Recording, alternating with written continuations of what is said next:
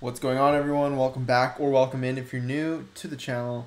In this video we're going to be talking about HEX and its Uniswap v3 liquidity, specifically because recently we've seen a spike from about the $5 to $6 million level up into the $18 million level in about a day, and we'll talk about that, show you some interesting charts, right? Some new stuff, as well as some old stuff. But leave a like if you like this kind of HEX content. I know I've been doing a lot of pulse chain content because it's kind of hot right now. It's the demand is high. Okay, the demand is high, so we're definitely going to be doing some more of those very, very soon. And without further ado, let's talk about this liquidity spike that happened. I know I'm kind of late to the party. People have probably already made videos on this, but I saw that some of you guys wanted some of my input. Right, there might be more of you that want my take on it. So let's take a look at the TVL spike. Like I mentioned at the beginning, we went from 6 million to about 18 million liquidity in about a day. Where did that liquidity go? If you click on the liquidity tab here on the HEX USDC pair, thickest pair for HEX, you see this big ass wall, this big ass buy wall.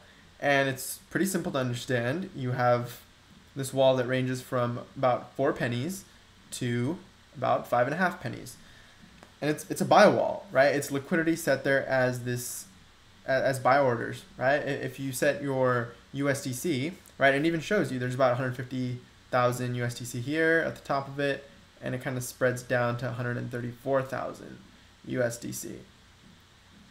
Pretty interesting. Pretty interesting.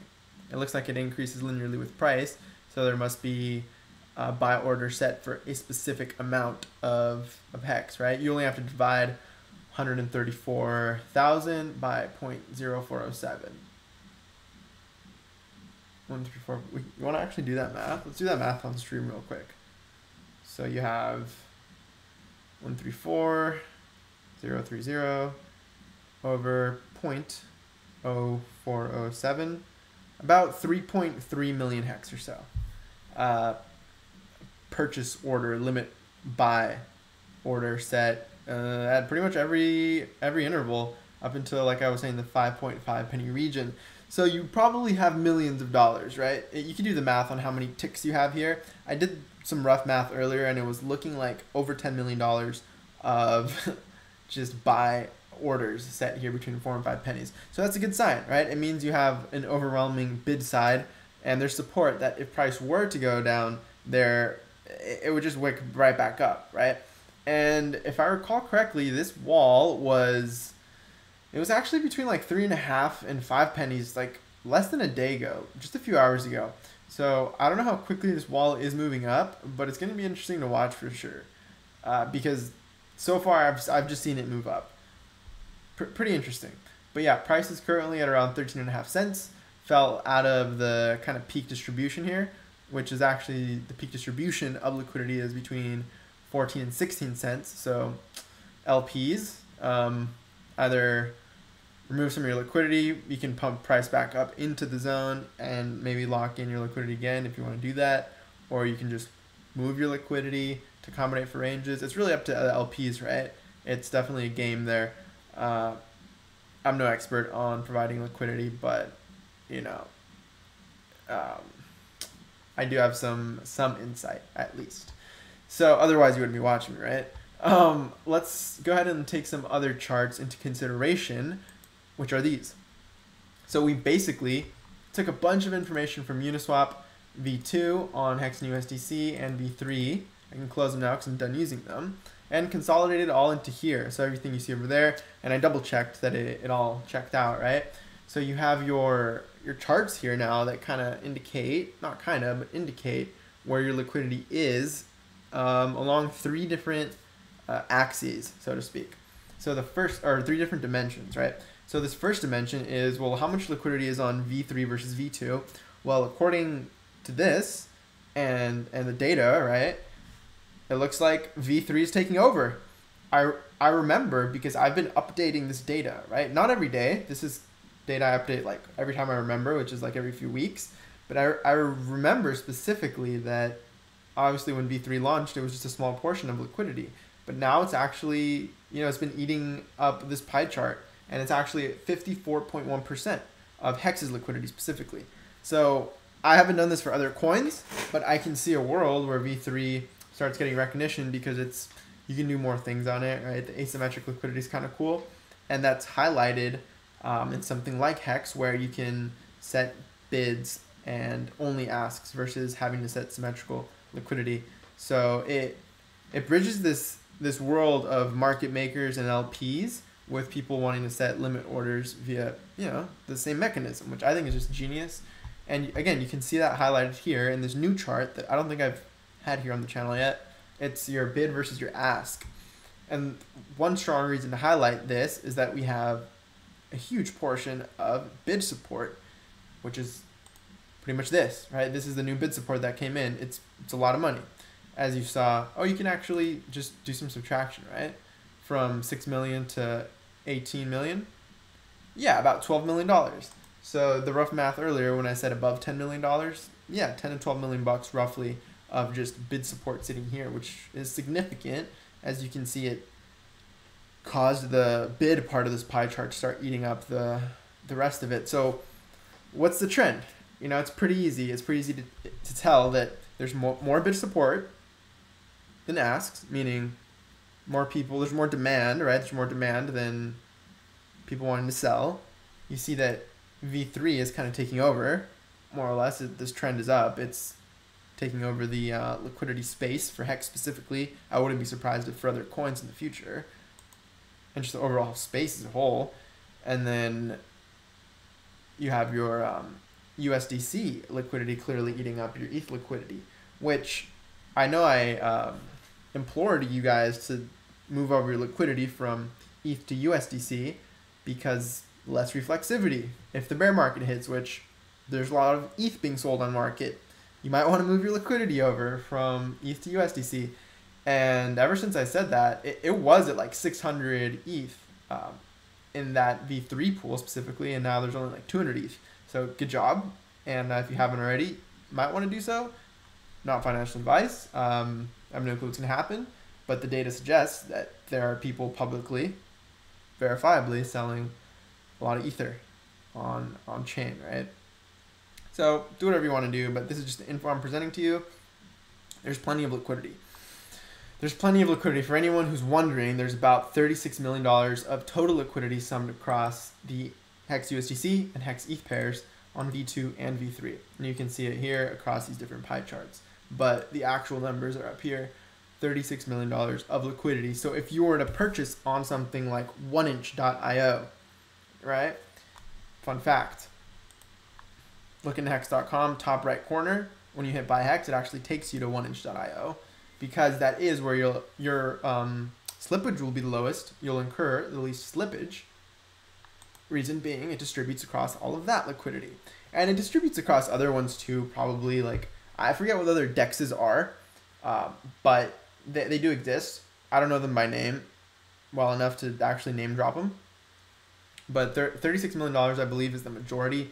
Uniswap might follow that power law distribution where most of the liquidity, volume, all that is on Uniswap. I think that's the case. It's a lot of liquidity, 36 million bucks. But when you would distribute it across 1inch or something, an aggregator like oneinch.io, then you end up distributing across all of this liquidity. So you get a better deal. And yeah, that's pretty much it. You have this, if you remember, if you've been watching the channel for a while, it's our remaining ROI until $1 HEX. I remember when this was a lot higher, and now we're only about, what, 7.3x away. But since liquidity has grown, the input required could be more. Here's the tricky part. A lot of this bid support is set 5 cents, but if price never goes back down there, I don't know if it's actually input required. So I think the math on this is different, right? I think it's different. It became trickier ever since we introduced asymmetric liquidity, so it might actually be lower. I'll have to double check on this. So I'm not going to touch on this stuff over here too much further, to be completely just transparent. But yeah, that's pretty much all I wanted to show you. Touch on this liquidity spike and where it is and what it means. It's support. At the end of the day, it's pretty simple. It's support. But if you stuck around until now, we can get into some fun stuff. some of the price stuff. And that's, why did I draw this here? This is where the liquidity spike is. I wanted to highlight that. This liquidity between 4 and 5.4 cents is between here and here. So it's pretty much a massive wall that if price ever were to go back down here, it would just buy it right back up. And it would be a sort of floor that just, I mean, it could get eaten up, but who's to say it's not to move up, right? So this, I remember seeing it like down here earlier today, not that long ago. So we'll see. We'll keep you up to date and updated if this liquidity position starts moving up. That'd be kind of cool. But for now, let's keep it where it is, between, where was it again? Between 5.5 and 4 pennies. So a little lower than that. Yeah, something like that. So I'll keep you updated on that. But this has been really interesting to me. We'll touch on it more in a further video, but I wanted to point this out on our extension from Fit. You can find this on LookIntoHex.com. It's our regression rainbow chart. We compared the HEX extension from its exponential fit to what Ethereum did when it launched. And we have some similarities where it started off overpriced, came down to the initial data points, which would be used later for a fit, had a bubble, which would later be used to measure how far extended we can get above the red curve, back down to the fit, which actually probably is the time when you create the mathematical model, realizing it's a nice line on a log chart. And that's when you can create a nice model, and then you can, at this point, you can kind of see what's possible. And what's possible has kind of been happening, and it's been happening faster with HEX, right? With Ethereum, we saw this bubble up into first the green region before dropping back down to yellow. And if you look at what HEX did, it pretty much touched green for about an hour or so, and then it came back close to yellow. It actually looked beneath it. I don't even think it touched orange though. To be completely, let's see, orange when price dipped was around 8 cents. Actually, it slightly wicked to orange on the hourly. So we went to green on the hourly, wicked to orange on the hourly, but daily candles only closing above yellow, which is a good sign because Ethereum did something similar.